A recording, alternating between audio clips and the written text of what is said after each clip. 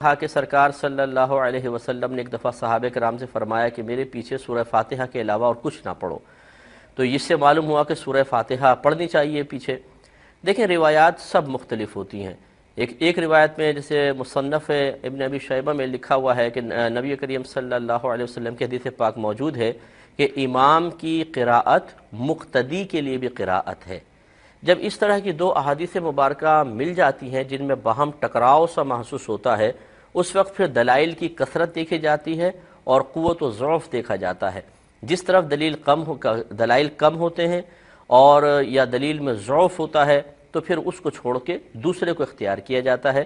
لہٰذا ہمارے نزدیک انہی دلائل کی بنا پر جس میں نبی کریم صلی اللہ علیہ وسلم نے منع فرمایا، اور قرآن سے بھی اس کی تائید ہوتی ہے کہ قرآن عظیم میں اللہ تعالیٰ نے فرمایا کہ جب قرآن پڑھا جائے تو اسے خاموشی سے سنو، قرآن پڑھا جائے تو اس کو خاموشی سے سنو تاکہ تم پر رحم کیا جائے۔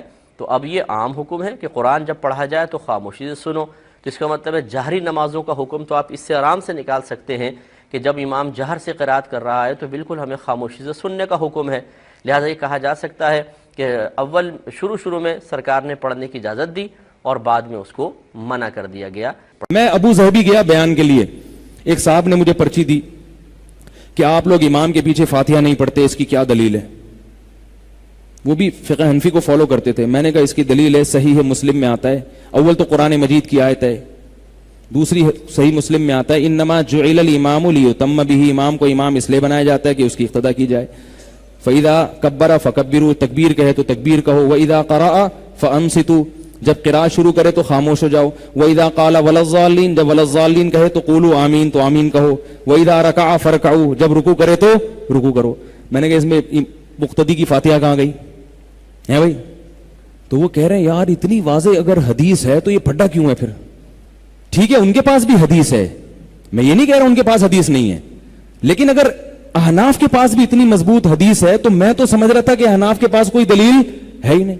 یہ تو بڑی ضرورت ہے حضرت، یہ پتہ کیوں نہیں ہمیں؟ میں نے کہا اس لیے پتہ نہیں ہے کہ آپ نے ایک طرف کے دلائل سن کے، دوسری طرف ہوتا یہ ہے کہ بعض دفعہ کوئی ایسا بندہ آپ کو ٹکر جاتا ہے جس کو معلومات نہیں ہوتی، وہ پھر ایسے دلائل دیتا ہے، آپ کہتے ہیں ان کے پاس وہ دلائل ہے۔ یہ تحقیق تھوڑی ہے کہ چار آدمیوں سے آپ پوچھ لیں، تحقیق یہ ہے کہ فاتحہ خلف الامام پہ مولانا سرفراز خان صفدر صاحب کی کتاب ہے پوری، خاتمۃ الکلام فی القراءۃ خلف الامام، شاید یہ نام ہے یا اس سے ملتا جلتا کوئی اور نام ہے، بہت پہلے میں نے بچپن میں کہیں دیکھی تھی۔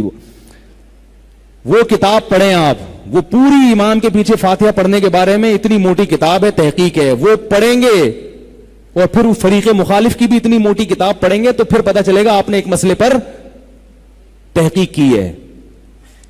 یوٹیوب کے کلپ سے تحقیق نہیں ہوتی، نہیں آ رہی میرا خیال ہے بات؟ تو یہ جو ہے نا، اور پھر بعض لوگ یہ کہتے ہیں کہ تو جہری نماز کے بارے میں ہے، امام جب قرات کرے، سری نماز کے بارے میں تو نہیں ہے نا۔ سری نماز کے بارے میں حدیث ہے من کان لہ امام فقراءۃ الامام لہ قراءۃ، جس شخص کا کوئی امام ہو تو امام کی قراءت مقتدی کے لیے کافی ہے۔ امام حنیفہ کی رائے یہ ہے کہ یہ جہری اور سری دونوں نمازوں کو یہ حدیث عام ہے، تو یہ امام حنیفہ کی مضبوط دلیل ہے کہ جس کا کوئی امام ہو تو امام کی قراءت مقتدی کے لیے کافی ہے۔ وہ کہتے ہیں یہ جہری میں بھی سری میں بھی دونوں نمازوں کو شامل ہے۔ سب سے پہلے بات یہ ہے کہ میں نے کلمہ محمد الرسول اللہ صلی اللہ علیہ وسلم کا پڑھا ہے، اور جب اللہ کے نبی نے فرما دیا کہ فاتحہ کے بغیر نماز نہیں، اب کوئی کہے ہو جاتی ہے، اس کو کہو جب سے مجھے حدیث رسول کا علم ہوا ہے میں حدیث کی مخالفت کر کے اپنی نماز برباد نہیں کرتا۔ رسول اللہ صلی اللہ علیہ وسلم، اور جو بھائی یہ سوال کرتے ہیں کہ ہمیں بلند آواز سے جس نماز میں قرات کی جاتی ہے اس میں جہری نماز میں ہمیں منع کیا جاتا ہے فاتحہ پڑھنے سے، تو اللہ کے نبی صلی اللہ علیہ وسلم کا اپنا واقعہ ہے۔ آپ نے فجر کی نماز پڑھائی، سلام پھیرا، کہنے لگے کہ مجھ پہ قرآن پڑھنا بھاری ہو گیا، جیسے مجھ سے کوئی چھین رہا ہے، کیا تم میرے پیچھے پڑھتے ہو؟ صحابہ نے کہا جو آپ پڑھتے ہیں وہی ہم پڑھتے ہیں۔ آپ نے فرمایا میرے پیچھے کچھ نہ پڑھا کرو سوائے سورۃ فاتحہ کے، جو اس کو نہیں پڑھتا اس کی نماز نہیں ہوتی۔ اب فجر کی نماز جہری نماز ہے، نبی امام ہیں، صحابہ مقتدی ہیں. جو قرآن اللہ کے نبی نے پڑھا، فاتحہ پڑھی، اس کے بعد سورت پڑھی، صحابہ نے ساتھ ساتھ دہرایا.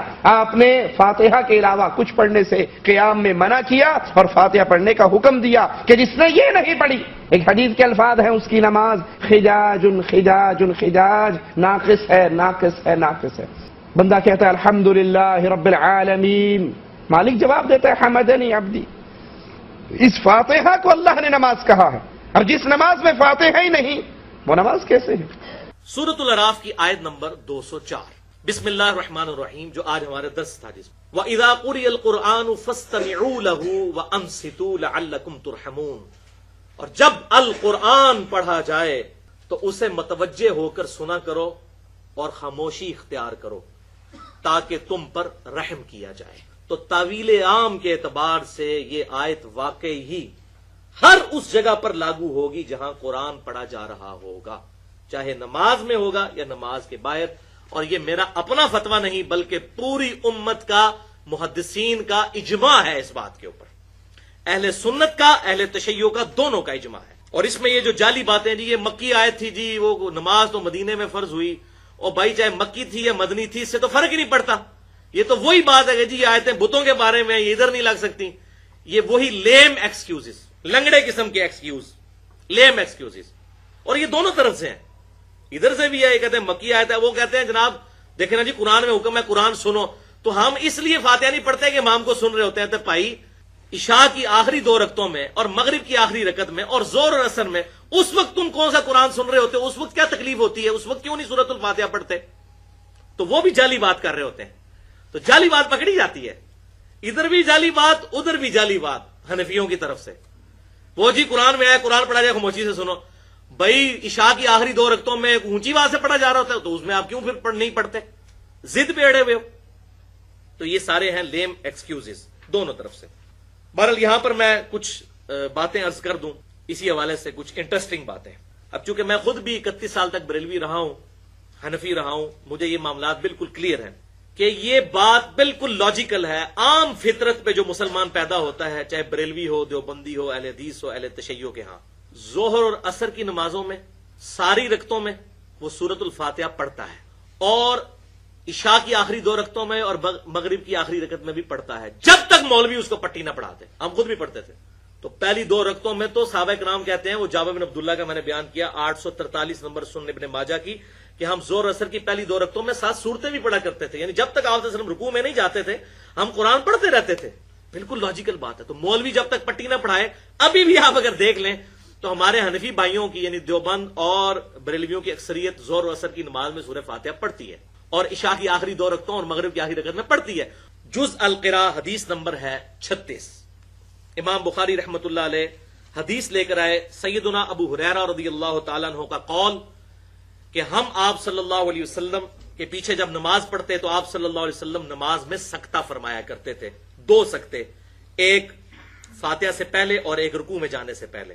لیکن یہ پہلی رکعت میں. دوسری رکعت ڈائریکٹ فاتحہ سے شروع کرتے تھے، رکوع سے پہلے والا سکتہ اس میں ہوتا تھا. کہ جب آپ صلی اللہ علیہ وسلم سکتہ کرتے تو ہم آپ صلی اللہ علیہ وسلم کے پیچھے سورۃ الفاتحہ پڑھا کرتے. پھر آپ صلی اللہ علیہ وسلم جب قرات شروع کرتے تو ہم خاموشی اختیار کر لیتے. اس کے بعد جب آپ صلی اللہ علیہ وسلم خاموش ہو جاتے یعنی دوسرا سکتہ کرتے تو پھر ہم قرات کرتے. یعنی ہم سے مراد جو بعد میں شامل ہوئے ہوتے. اور کیوں کرتے؟ ساتھ ہی اسی حدیث میں آتا ہے، عبداللہ بن عمر بن عاص کہتے ہیں کہ آپ صلی اللہ علیہ وسلم ہم سے فرمایا کرتے تھے کہ ہر وہ نماز جس میں سورۃ الفاتحہ نہ پڑھی جائے وہ ناقص ہے. اس لیے ہم نماز میں سورہ فاتحہ بھی سکتوں میں پڑھا کرتے تھے. کہ آپ صلی اللہ علیہ وسلم نے ارشاد فرمایا قیامت کے دن سب سے پہلا سوال نماز کے بارے میں ہوگا.